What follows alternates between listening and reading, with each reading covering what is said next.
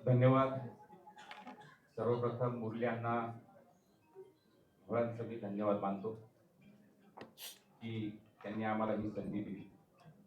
खरं म्हणजे मागच्या 2 निवडणुकीमध्ये आम्ही महाविकास आघाडीचा धर्म पाळला आणि ज्या काँग्रेसच्या विरोधात आम्ही आयुष्य घालवलं विरोधात काम करण्याचं, त्याच काँग्रेसला बरोबर घेऊन आम्ही हातात हात घालून दरवाजात लोकांच्या गेलो, मतं मागितली. लोक आम्हाला शिव्या देत होती, हात हसत होते, परंतु महाविकास आघाडीचा धर्म आम्ही पाळला. परंतु आता ज्या वेळेला काँग्रेसची बारी होती की महाविकास आघाडी धर्म पाळायची, ते त्यांनी पाळलं नाही. आज 23 तारीख आहे, आज अर्ज भरण्याचा दिवस आहे आणि ज्या येरवड्यामध्ये काँग्रेसचं अस्तित्व आम्ही संपवलं, त्या ठिकाणी आज भगवा झेंडा हिंदुत्वाला आम्ही फडकवला.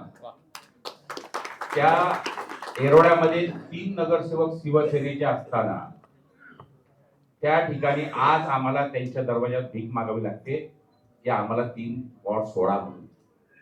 आणि ते आम्हाला म्हणतात नाही आमचा अधिकार आहे तिथे. म्हणजे ही परिस्थिती काँग्रेसने आणली, ही फार आमच्या मनाला वाईट देण्यासारखी गोष्ट आहे. कारण आयुष्य आम्ही या काँग्रेसच्या विरोधात घालवलं आणि आम्ही भारतीय जनता पार्टीच्या विरोधात काम केलं.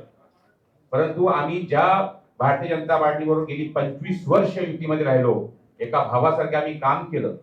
मला आठवतं गणेशजी बिडकर, मी, अण्णा जोशी, त्यावेळेला आम्ही खाली बैठक बसून आम्ही प्रचार केलेला आहे. अशा वेळेला आम्ही भारतीय जनता पार्टीच्या हातात हात घालून त्यावेळेला काम केलं आणि त्या 10 वर्ष आम्ही विरोधात काम करताना आम्हाला वाईट होत होतं, वाईट वाटत होतं.